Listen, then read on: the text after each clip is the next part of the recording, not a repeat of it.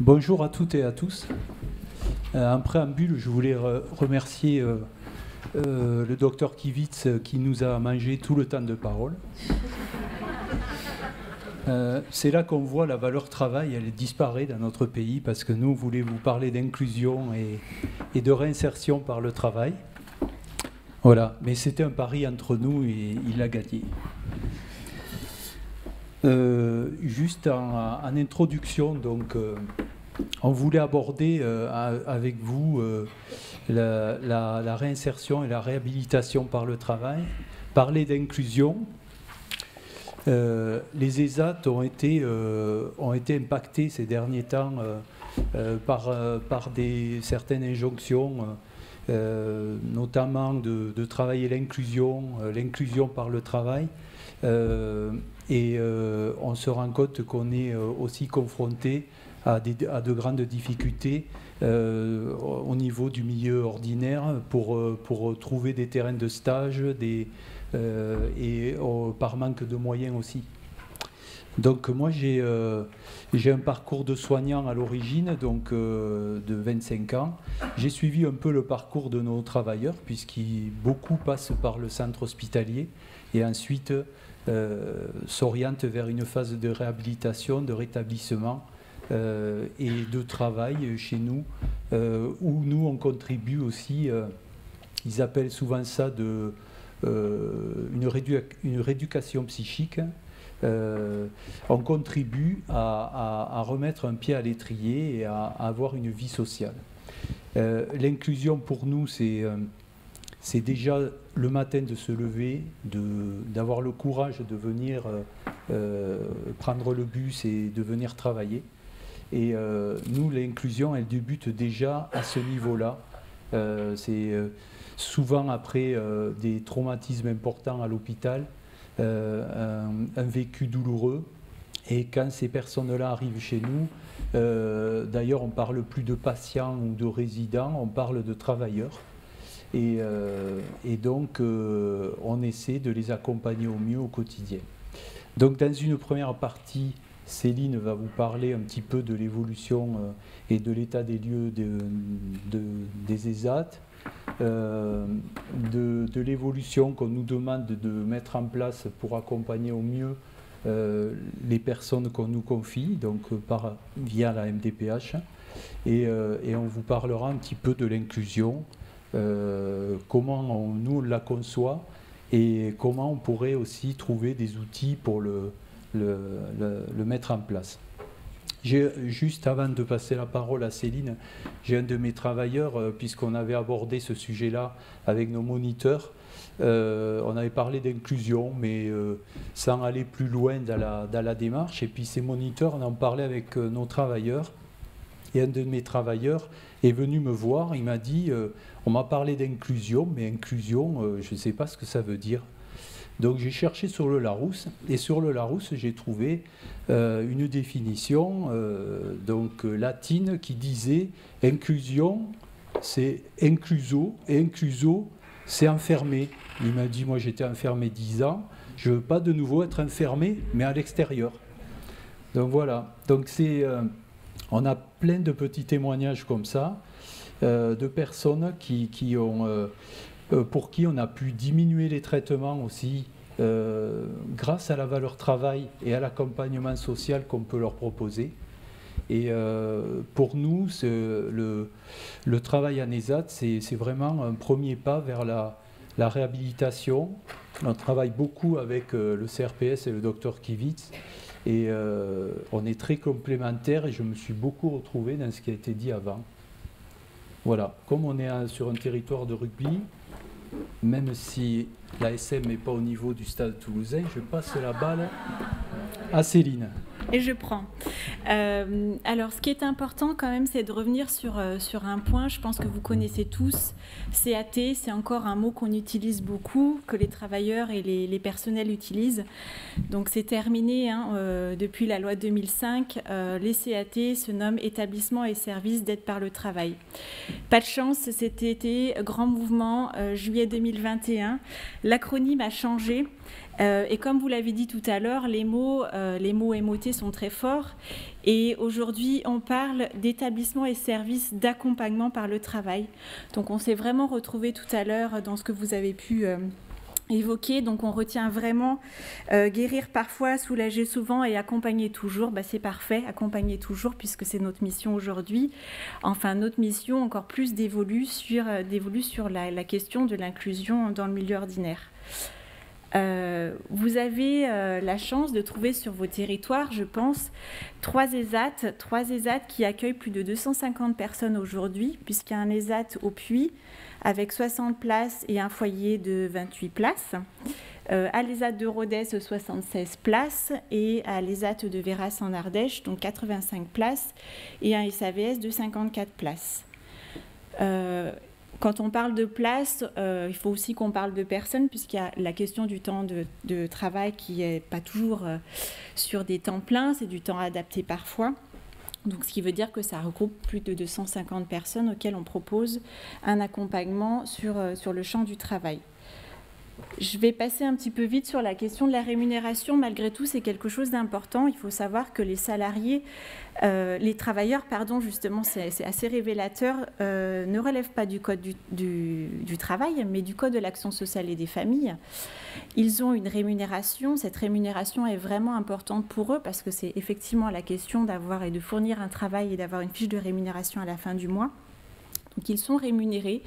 Ils ont en complément pour la majorité l'allocation adulte handicapé, ce qui permet d'être assez proche de la rémunération du SMIC. Globalement, il faut que vous sachiez qu'on a un financement, un financement social, enfin un budget social qui est alloué par l'ARS et un budget production qui n'est pas des moindres puisque c'est là grâce au fruit du travail des personnes qu'on accompagne qu'on peut avoir ce budget production, investir et proposer des moyens adaptés, acquérir du matériel, etc. Donc ce budget production est malgré tout très important pour nous. Je passe à la partie suivante. En fait, aujourd'hui, dans nos structures, on s'attache beaucoup à dire que nos travailleurs sont différents et compétents parce qu'en fait, ils apprennent un métier. C'est important de voir ces images sur les 3 structures.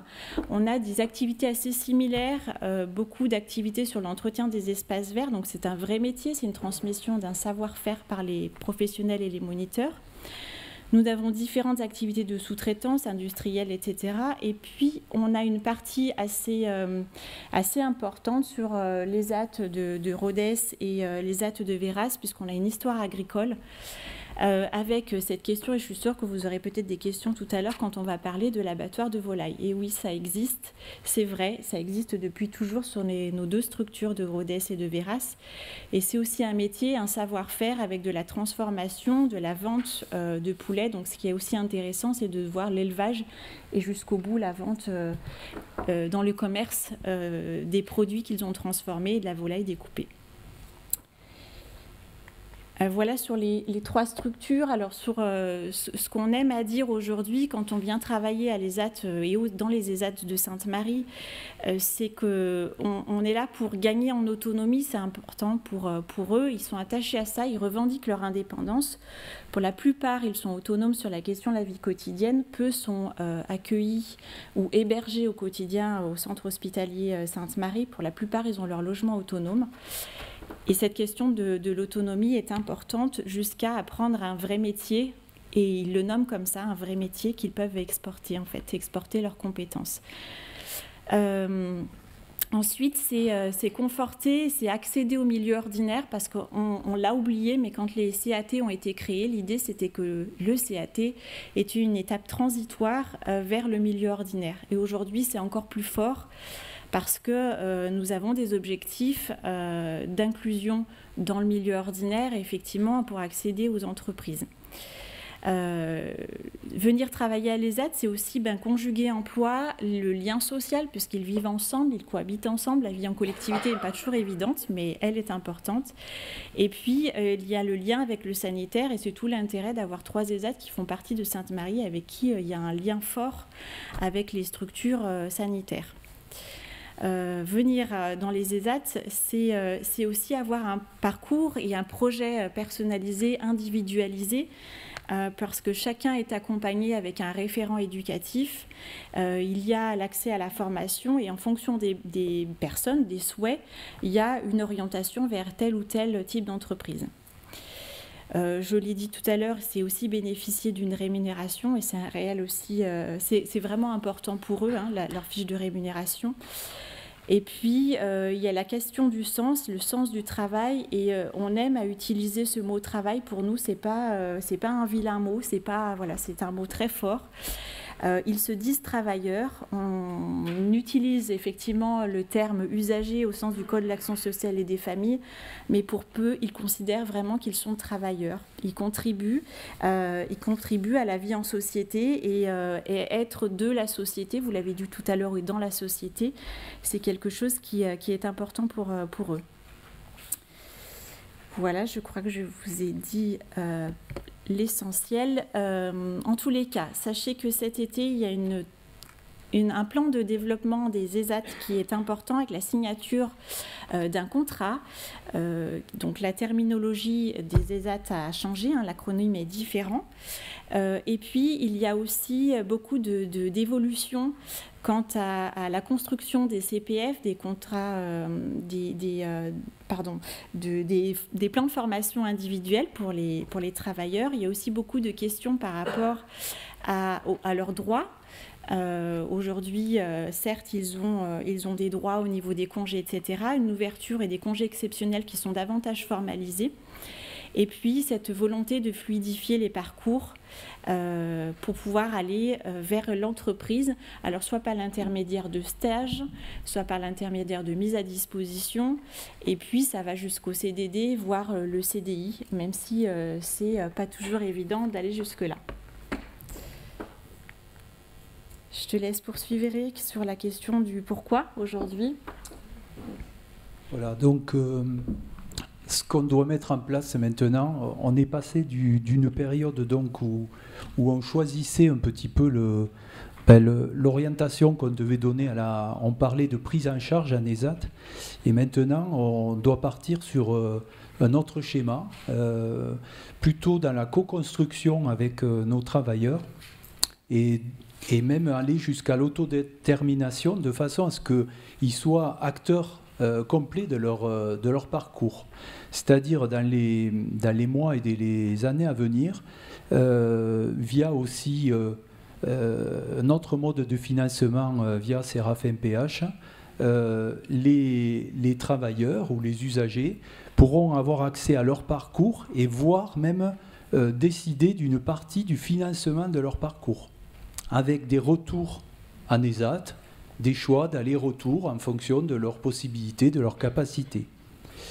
Donc c'est vraiment un changement de paradigme pour nous, et il faut que nos moniteurs aussi se préparent à ce changement, les professionnels aussi du milieu sanitaire, hein, qui nous accompagnent, de façon à ce qu'on puisse évoluer dans ce sens-là.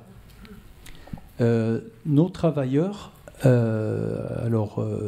pour certains, on en parlait tout à l'heure avec le professeur Ollier, on est habitué à recevoir dans les ESAT sur des orientations des personnes avec peu de capacité de travail, qui, même pour certains, c'est quasiment de l'occupationnel. Il faut conserver un certain nombre de places pour leur donner aussi ce sentiment de valorisation par le travail, avoir un salaire, etc., et avoir un lien social avec d'autres personnes. Mais on est aussi pris par les enjeux économiques, et on se doit d'avoir des structures qui soient de plus en plus autonomes financièrement, donc en recherchant aussi de nouveaux marchés, peut-être plus porteurs et rémunérateurs, tout en conservant aussi, en l'adaptant aux personnes qu'on reçoit. Je voulais revenir sur la notion de sens. La notion de sens, elle est primordiale dans nos prises en charge, parce que nous, on travaille le sens à donner à la prise en charge, mais aussi on travaille les sens c'est-à-dire on a dans nos activités, on travaille le minéral, le végétal, l'animal, et c'est quelque chose d'important parce qu'on peut donner la possibilité à tout un chacun de changer d'atelier et de développer d'autres sens. Oui, Céline. Ouais, ben donc on a un peu abordé. Donc il y a une phase qui est importante, qui touche aussi l'aspect clinique et psychopathologique de nos prises en charge. On se rend compte qu'on a des personnes qui arrivent déjà qui n'ont plus de culture au travail. Auparavant, historiquement, on recevait des personnes qui avaient travaillé, qui avaient déjà une capacité de travail, une culture du travail, et on pouvait la reprendre dans nos ateliers tout en l'adaptant à leur capacité et aller vers quelque chose de progressif pour eux. Là, on reçoit plutôt des personnes qui arrivent avec des comorbidités pathologiques et parfois avec une pathologie psychiatrique et souvent des problématiques addictives associées, ce qui pose des problèmes de comportement dans la structure. Et d'où l'importance pour nous d'avoir dans nos structures des soignants. Donc à Rodez, on a 2 soignants infirmiers qui arrivent aussi à faire le lien avec les structures médicales, et on gère aussi des situations sur site. Alors, il ne faut pas tomber aussi dans une logique de soins en ESAT. On n'est pas là pour ça, mais on est là pour faire le lien et pour accompagner et permettre à des personnes aussi qui sont en situation difficile au niveau pathologique de franchir le pas sans revenir à l'hôpital. D'où la recherche qu'on a fait auprès de nos ARS d'avoir une reconnaissance ESAT handicap psychique, parce qu'on a vraiment une population très particulière et on est reconnu pour ça dans nos départements. La MDPH nous oriente aussi des personnes qui ont de forts impacts pathologiques. Alors là, l'inclusion, on est dans nos discours, on peut paraître contre l'inclusion, pourtant c'est une bonne idée, on est pour l'inclusion bien sûr. Moi j'ai connu, ça fait 38 ans que je suis à Sainte-Marie, j'étais soignant pendant 25 ans, j'ai connu tout dans les murs, c'est-à-dire l'hospitalocentrisme où c'était une ville. J'ai connu hors les murs avec l'ouverture des CMEP, des structures extérieures, etc. Et je suis en train de vivre la même chose dans une structure médico-sociale. Donc tout dans la structure, et maintenant on nous demande de tout hors structure. Donc il faut pas que ce soit une position dogmatique, il faut que ce soit un souhait déjà de la personne accompagnée, un désir. Si la personne ne désire pas aller vers l'inclusion, ça ne marchera pas, ce ne sera jamais possible. Moi, on a dans nos structures des personnes qui ont été cassées aussi par le travail à mi-ordinaire. Et quand je leur dis, voilà, il faudrait peut-être penser, vous avez des potentiels importants, on va vous accompagner, etc., vers l'extérieur, ils me disent non d'entrée parce qu'ils ne veulent pas revivre le parcours traumatique qu'ils ont vécu avant l'hospitalisation, pendant l'hospitalisation, ce travail de reconstruction, etc. Et ils me disent souvent, ne me replongez pas dans ce milieu pathogène, sinon je m'en vais, je coupe le contrat. Donc, le deuxième impact que ça a, c'est pour nos structures, parce que les personnes, les 3 ou les 5% qu'on peut réinsérer, ce sont les 3 et 5% qui font vivre les ateliers. Ce sont des moteurs dans nos ateliers. Donc si on les enlève des ateliers, ou s'ils font des allers-retours entre mi-ordinaire et chez nous, on déstabilise complètement nos productions, on ne peut plus rendre des comptes à nos donneurs d'ordre, etc. Donc on est sur une phase de transition où il faut vraiment qu'on se prépare à l'inclusion. Il faut aussi qu'on trouve des partenaires, collectivités locales ou entreprises qui soient prêtes à le faire, qui aient une sensibilité, sinon ça ne marche pas. Et il faut aussi qu'on ait les moyens humain d'accompagner nos travailleurs vers l'extérieur. Donc vous voyez, c'est un grand changement de paradigme, autant au niveau économique qu'au niveau accompagnement.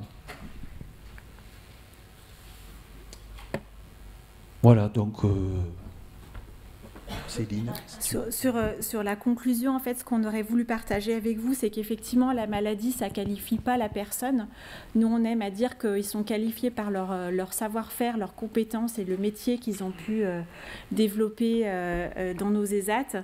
Et en fait, l'idée, c'est vraiment d'exporter cette expertise, cette expérience qu'ils ont pu acquérir dans des entreprises, parce qu'on trouve malgré tout des entreprises extrêmement bienveillantes qui sont en mesure de les accueillir, et on a bon nombre d'expériences positives sur lesquelles on n'aurait pas imaginé, enfin des grandes entreprises, hein, sur le secteur comme nous, Pressia-Molène, ou des choses comme ça, sur des assemblages de balances ou au Crédit Agricole.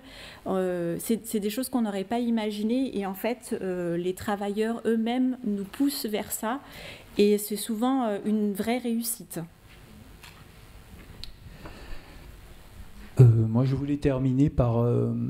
alors, j'ai travaillé en responsable de site à l'ESAT jusqu'à il y a quelques mois, pendant 8 ans, donc. Et j'ai été très surpris parce que je connaissais le milieu sanitaire dans tous ses détails. Et j'étais très surpris et très content de voir l'autonomie que nous laissait l'association en termes de gestion de projet.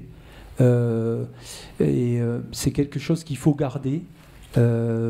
Sinon, les situations et le fonctionnement des ESAT est vite bloqué. Il faut qu'on ait beaucoup de réactivité, de souplesse dans nos fonctionnements. Jusqu'à présent, on l'a. Nos tutelles aussi.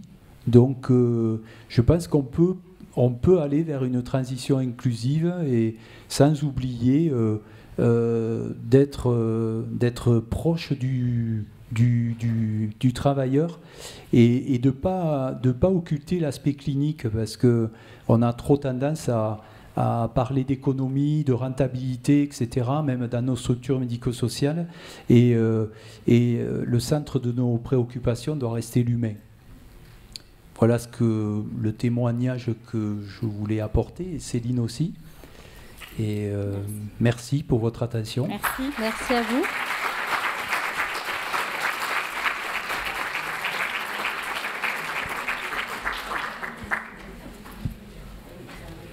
Est-ce que vous avez des questions, malgré l'heure tardive?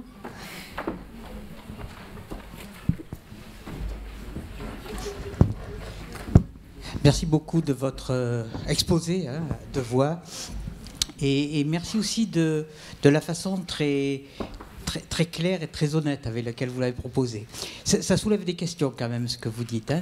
Voilà. Donc, juste avant vous, Denis Leguet a rappelé un peu les histoires de Working First, l'IPS, les travaux de Corbière, de Bernard Pachot, etc. Et c'est vrai qu'on sait maintenant, sur ces modèles-là, que le fait de placer les gens et puis de les accompagner pour les former en milieu ordinaire, c'est quelque chose qui est beaucoup plus efficace, en tout cas en termes de personnes qui rejoignent le milieu ordinaire, qui sont inclus socialement, pas inclus au sein de notre dispositif. Et en plus, j'ai trouvé alors vraiment très intéressant votre regard, parce qu'on sait ce que vous dites là, hein, c'est que il y a des gens qui sont un peu limités dans ce qu'ils peuvent faire, et c'est très très bien qu'ils puissent évoluer comme ça et gagner en confiance. Il y a des gens qui sont assez vite performants, sauf qu'à ce moment-là, ils deviennent indispensables à l'équilibre économique de la structure, et qu'on ne peut plus s'en passer. Et on voit qu'il y en a très peu qui vont en détachement en entreprise. D'une part, l'ESAT n'a pas trop envie de s'en séparer, et d'autre part, ça je l'ai vécu avec mes patients, les entreprises les prennent comme stagiaires, mais avec aucune idée de les titulariser un jour. C'est-à-dire qu'en gros, ils vous les rendent au bout d'un moment en disant donnez-moi un autre stagiaire. Donc là, ça pose le vrai problème.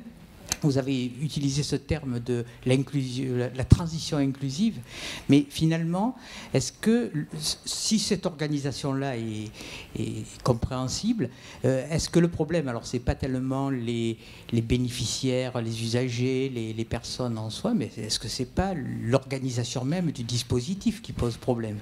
puisqu'il y en a assez peu. Je ne sais pas en pourcentage, vous nous dites 5%, 6%. Oui, maximum, ouais. Hein, voilà. Maximum. Alors, sans compter que ceux qui vont à l'ESAT, ils se sont déjà tapés 3-4 ans d'ateliers thérapeutiques pour ensuite intégrer l'ESAT, qui ensuite va être un peu, très souvent pour eux, une impasse.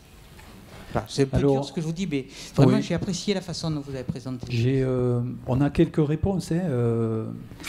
Par exemple, on se rend compte que ce qui marche le mieux et ce que les entreprises seraient prêtes à accepter, c'est plutôt d'aller travailler chez elles avec un moniteur, vous voyez, sans détacher une seule personne. Alors, soit c'est les collègues de travail qui ne sont pas très prévenants avec eux, soit on s'est retrouvé aussi dans les collectivités territoriales où on m'appelait le soir en me disant « mais il faut qu'il se calme, lui, il travaille trop vite hein. ». Dans des mairies, par exemple. Là, vous voyez, le travail qui était donné pour une semaine, il le faisait en 2 jours, donc ça n'allait pas. Vous voyez, on se heurte à plein de difficultés auxquelles on ne pense pas souvent. Hein. Après, je pense, vous voyez, on a sur la région Occitanie, alors je ne sais pas si ça se fait ailleurs, on a été contacté dernièrement, ça a été repoussé 2 fois par la crise sanitaire, mais ça s'appelle Opération Duo Day. C'est donc, il y a toute une liste d'entreprises qui est référencée et sur une journée, on propose à nos travailleurs d'intégrer une entreprise du milieu ordinaire, mais seul, là, hein, sans moniteur, sans convention, etc. Donc ça va être reconduit au mois de mai 2022. Enfin, c'est 18 novembre d'ailleurs. Chez vous ? 18 novembre pour toutes les entreprises, y compris Sainte-Marie, en termes associatifs. Dans toutes les structures, si vous avez des personnes ou la possibilité d'accueillir nos travailleurs, nous sommes ouverts à ça. Hein. C'est le 18 novembre. Voilà. Après, ça serait long. Bon.